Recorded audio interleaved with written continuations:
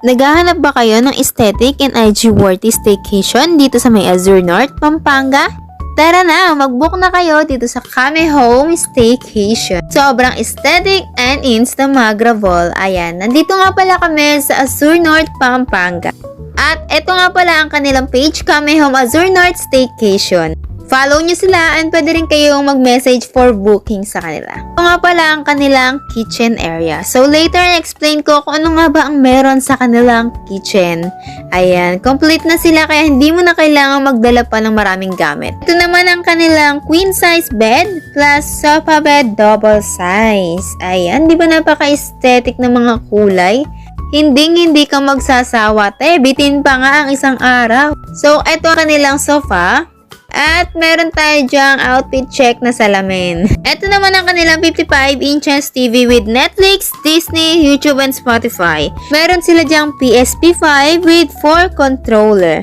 Ayan, and meron din silang karaoke acoustic guitar. And syempre bago yon, meron din sila ditong balcony with full view by day, city lights, view at night. Ayan, sobrang ganda rin dito. Pwede kayong kumain, mag-chill, habang tinitignan ang view ng Azure North. And syempre, napakataas ng floor na to.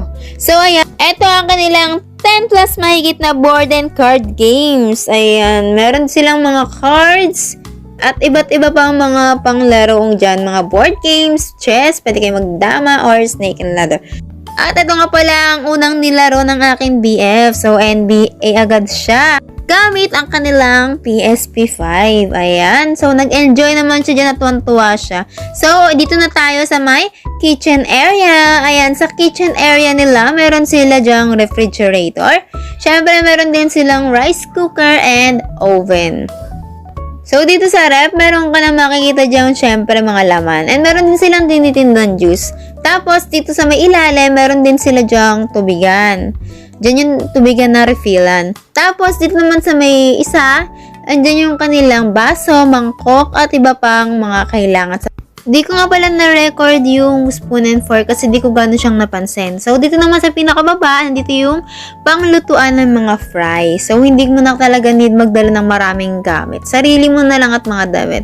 So, ayan, meron siya dito para kunyari nag-fry ka, mahihigop niya yung usok para hindi sobrang magkulob yung init sa kwarto. Nakalimutan ko kasi tawag dito And ito yung kanilang oven. Tapos meron din sila dyan na pang-initan ng kape, okay?